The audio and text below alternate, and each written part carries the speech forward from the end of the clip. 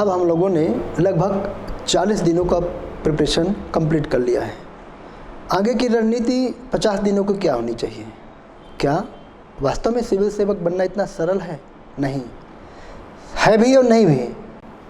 Civil सेवा में हम क्यों आना चाहिए? सिविल सेवा को लोग चुनते क्यों हैं? क्योंकि यहाँ पर यदि आप कहते हैं कि समाज में यह होना चाहिए, शासन को ऐसा होना चाहिए, प्रशासन को ऐसा होना चाहिए, तो अपनी तैयारी के दौरान यदि आपके मन में यह भावना तीव्र रूप से प्रबल हुई है कि मुझे तो प्रशासन में जाके ये परिवर्तन करने हैं, तो सफल होना पड़ेगा, पास होना पड़ेगा। इसके लिए रणनीति और नियोजन दोनों आवश्यक है। अगला स्टेप है हमारा रोजगार निर्माण का अध्ययन।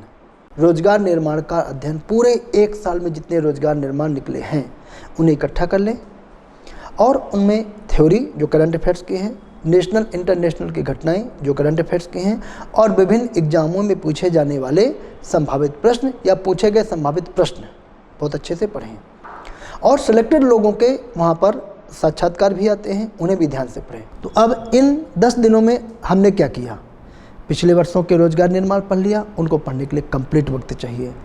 जो आते हैं प्रश्न उनको हमने हल कर लिया। यानी एक जो खाई थी थ्योरी पढ़ने के बाद, ऑब्जेक्टिव टाइप प्रश्नों को हल करने के बाद कि आउट ऑफ सिलेबस पता नहीं क्या पूछ लें, वह आपने पूरी कर ली। पर क्या अभी आप परफेक्ट हुए? मुझे लगता है मैं नहीं परफेक्ट हुआ, क्योंकि मैं एक स्टूडेंट होने के नाते इन 10 दिनों में जो चीज़ें पढ़ी हैं वह एक बार रिकॉल हुई हैं, याद नहीं हुई। और लगातार एग्ज़ाम के दिन तक वह चीज़ हमें याद कैसे हों, तो हमें अब फिर से एक नई रणनीति बनानी पड़ेगी। वह है हमारी 40 दिनों की स्ट्रेटजी क्या हो लास्ट में। चलिए अब शुरू करते हैं उस फर्स्ट डे से। जब हम इन 40 दिनों में इसका बंटवारा करें तो कैसे करें? शुरू के 10 दिनों में MPPSC के पिछले वर्षों के पेपर का पूरा रिवीजन। नंबर 2, MPPSC में उन IMP सब्जेक्ट्स का रिवीजन जो ज़्यादा पूछे जाते हैं, जैसे MP, computer, SC/ST act, civil rights act, sports और अन्य मिसलेनियस या विविध। इन 10 दिनों में हम उनको कवर करें। फिर आगे के 10 दिनों में क्या कवर करें? आगे के 10 दिनों में जो हमने थ्योरी पढ़ी थी, एक बार मोटी किताब पढ़ी थी, एक बार पतली किताब पढ़ी थी, उन 10 दिनों में एक बार इनको पूरा पढ़ डालें, तो पूरी थ्योरी हमें रिकॉल हो गई। अब बचते हैं लास्ट के 20 दिन। ये 20 दिन आपके मैराथन के लिए पेशेंस भरे और एनर्जी भरे होने चाहिए। तो क्या करें? सुबह उठें, मॉर्निंग वॉक जाएं या तो शाम को इवनिंग वॉक जाएं। 10 से 15 मिनट स्वस्थ शरीर के लिए, स्वस्थ मस्तिष्क के लिए आपको एक्सरसाइज करना है। अच्छे वातावरण में, अच्छे एनवायरनमेंट में रहना है। शारीरिक श्रम से अधिक महत्वपूर्ण मानसिक श्रम होता है। मानसिक श्रम के लिए थोड़ी सी योगा, थोड़ी सी पूजा, थोड़ा सा ध्यान, थोड़ा सा चिंतन, थोड़ा सा आध्यात्म और थोड़ी सी मौज मस्ती बहुत ज़रूरी है। क्योंकि यदि आप इस परीक्षा को एक बोझ मान करके, बोझल तरीके से नहीं, लगे हैं, क्रैक नहीं कर पाएंगे। क्योंकि हमें याद रखना है कि हार्ड वर्क को स्मार्ट तरीके से कैसे करें, यानी स्मार्ट वर्क करने का समय है। जितने प्रकार के ऑब्जेक्टिव टाइप क्वेश्चन आपने हल किए हों अब तक, ऑनलाइन और ऑफलाइन, सबको एक बार पूरा पढ़ डालें। यानी अब हमने अपने 10 दिनों का पूरा उपयोग कर लिया पिछले सालों के पूछे गए प्रश्नों को हल करने में, ऑनलाइन और ऑफलाइन दोनों प्रयास। अभी हमारे पास 10 दिन बाकी हैं, लेकिन 10 दिन में सिर्फ 8 दिन हैं। क्या करें?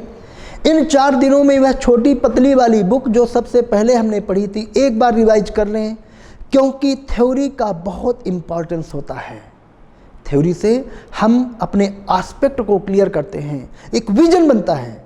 यार बाबर में हमें इन चीज़ों को पढ़ना है, महाराणा प्रताप में यह प्रश्न आएंगे, महात्मा गांधी में ये पूछा जाएगा, साइंस में अनुसंधान और रिसर्च में क्वेश्चन पूछे गए, टेक्नोलॉजी में हमें स्पेस टेक्नोलॉजी में पूछा गया था, पिछली बार मंगलयान पूछा गया था, इस बार चंद्रयान पूछ सकते हैं, इस बार नासा की बात पूछ सकते हैं, नहीं इस बार इसरो की स्थापना पूछ सकते हैं, नहीं यार इस बार बार्के की स्थापना पूछ सकते हैं, नहीं DRDO पूछ सकते हैं। ये हम थ्योरी में पढ़ते हैं, ऑब्जेक्टिव टाइप क्वेश्चन में नहीं पढ़ते हैं।